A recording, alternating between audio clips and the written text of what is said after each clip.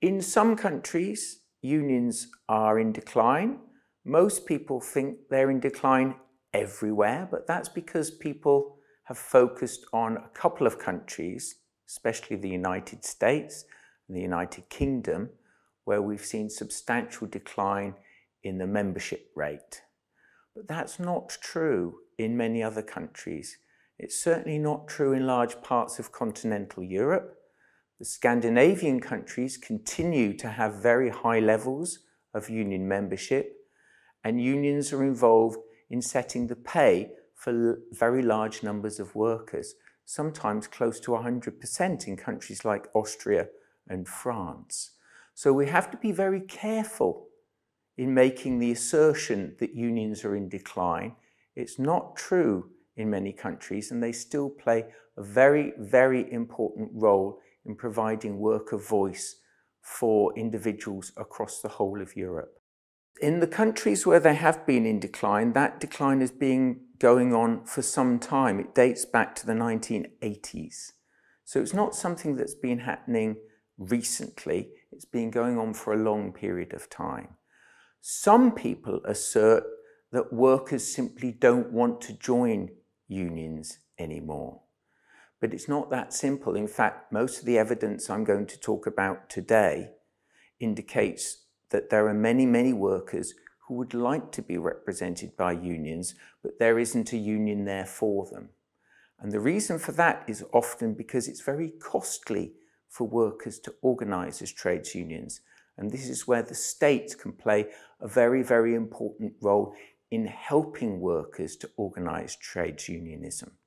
They do this in some countries like France, where it's relatively easy to organise a union. But in countries like the UK and the United States, it's very, very difficult. So the problem is that the costliness of getting a union organised means that many workers who would want to be organised simply can't do so. And in countries like the United States, that's become harder and harder over time. In Italy, it is one of the countries that's seen some decline in the proportion of workers joining unions, and there does seem to be some resistance to collective bargaining by some employers. This seems to be associated with a desire for some employers to compete on the basis of low wages, whereas, of course, unions are interested in raising wages for workers. But there have been some efforts made recently to ensure that all workers in Italy are either directly covered by collective bargaining or collectively bargained wage rates are extended to them. And that's actually ongoing in Italy at the moment. So I would expect collective bargaining coverage to potentially rise in the future in Italy as a result of recent decisions made by the government.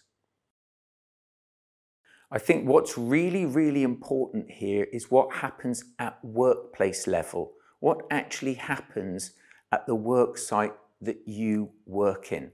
So this is different from unions having a role at national and sectoral level. That's important.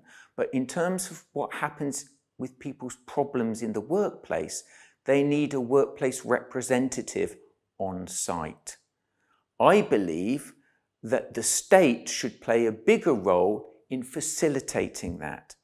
Unions face problems because it's costly for them to organise workers and have on-site representation. I think the state should be playing a greater role in facilitating this by ensuring that there are greater worker rights to unionisation at workplace level. If this happens, then workers can trigger union representation more easily at workplace level. And once those representatives are in place, then there are opportunities for those representatives to express worker voice to their local employers at workplace level.